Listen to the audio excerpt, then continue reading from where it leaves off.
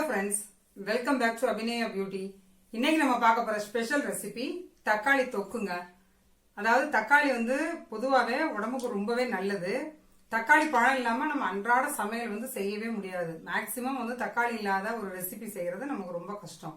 So அன்றாட சமையல்ல நம்ம தக்காளி பழம் வந்து அடிக்கடி யூஸ் பண்ணுவோம். அந்த தக்காளி பழத்தை தக்காளி தொக்கா செஞ்சு இன்னைக்கு எப்படி சாப்பிடலாம்னு வீடியோ பார்க்க போறோங்க. தக்காளி தொக்கு வந்து 2-3 நாள் வரை கூட நம்ம ஸ்டோர் பண்ணி வச்சு சாப்பிடலாம். வாட்டர் யூஸ் பண்ணாம நம்ம செய்யணும். அந்த தக்காளி தொக்கை சிம்பிள் அண்ட் டேஸ்டா குயிக்கா எப்படி செய்யலாங்கிறத நம்ம இந்த வீடியோல பார்க்க போறோம். தக்காளி தொக்கு வந்து நம்ம தோசை, இட்லி, சப்பாத்தி, பரோட்டா, சாப்பாடு எல்லாத்துக்குமே ஒரு அருமையான சைட் டிஷ்ஷுங்க தக்காளி தொக்கு. வாங்க சிம்பிள் அண்ட் குயிக்கா எப்படி செய்யலாம்னு நம்ம பார்ப்போம். இப்போ நான் ஒரு 7-8 தக்காளி பழமா எடுத்து கட் பண்ணி வச்சிருக்கேங்க.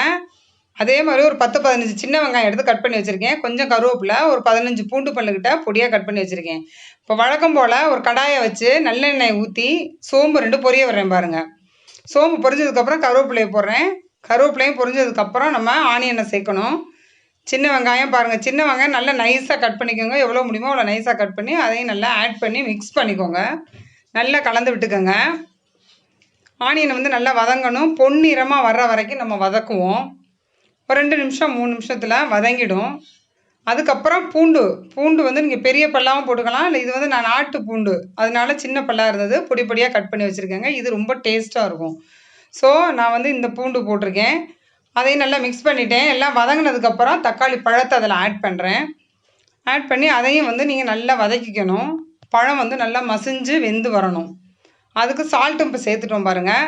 இப்போ எல்லாமே ஒன்றா மசிஞ்சு வெந்து வர்றதுக்கு ஒரு 2-3 மினிட்ஸ் ஆகும்.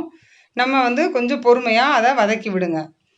நல்லா கலந்து விட்டாச்சு பாருங்கள். நல்லா வதங்கிருச்சு. தக்காளி பழம், அதாவது வெங்காயம், பூண்டு எல்லாமே ஒன்றா மிக்ஸ் ஆகி நல்லா பாருங்கள் மசிஞ்சிருச்சு. இந்த ஸ்டேஜில் கொஞ்சம் மஞ்சள் தூளும் 2 ஸ்பூன் தனி மிளகாய் தூளும் நான் சேர்க்குறேன்.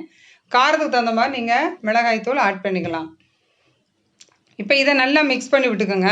சிம்மில் வச்சிடணும். வச்சுட்டு நம்ம வந்து வாட்டர் கொஞ்சம் கூட சேர்க்கக்கூடாதுங்க. ஆயிலே தான் நம்ம தக்காளி தொக்கு செய்யணும். அப்போ தான் அது வந்து கெட்டு போகாமல் இருக்கும். டேஸ்ட்டு ரொம்ப ஹையாக இருக்கும். ஸோ பாருங்கள், இப்போ ஆயிலே தான் வேகுது பாருங்கள். நல்லா சிம்மில் வச்சுக்கிட்டு நீங்கள் ஒரு 10 நிமிஷம் சிம்மிலே நல்லா வதக்கிக்கிட்டே இருந்தீங்கன்னா எல்லாமே நல்லா ஆயிலே வதங்கி வெந்துருங்க. நல்லா பாருங்கள், ஆயிலே வதங்கி வெந்திருக்கு பாருங்கள். லாஸ்ட்டில் ஒரு 1/2 ஸ்பூன் மட்டும் நான் நாட்டு சர்க்கரை சேர்க்குறேன் ஸ்வீட்டுக்காக. கொஞ்சம் இதுவும் சேர்ந்து வரையில நம்மளுக்கு தக்காளி தொக்கு வந்து செம்ம சூப்பராக டேஸ்ட்டாக கிடைக்குங்க. நான் சொன்ன மாதிரி தான் நீங்கள் வந்து தோசை, இட்லி, சப்பாத்தி, பூரி, சாப்பாடு எதுக்கு வேணாலும் நீங்கள் வச்சு சாப்பிட்லாம். தக்காளி தொக்கு பாருங்கள் ரொம்ப சூப்பராக ஜம்முன்னு ரெடி ஆயிடுச்சு. நீங்கள் இப்போ எடுத்து வச்சு சர்வ் பண்ணி சாப்பிட்டீங்கன்னா செம்ம சூப்பராக இருக்கும். நீங்கள் எங்கே வேணாலும் கொண்டுட்டு போய் நம்ம சாப்பிட்லாம். கண்டிப்பாக ட்ரை பண்ணுங்கள். தக்காளி தொக்கு வந்து உடம்புக்கும் ரொம்ப நல்லது. டேஸ்ட்டும் பயங்கர டேஸ்ட்டாக இருக்குங்க. சொன்ன மாதிரி சிம்பிள் அண்ட் குயிக்காகவும் செஞ்சிடலாம்.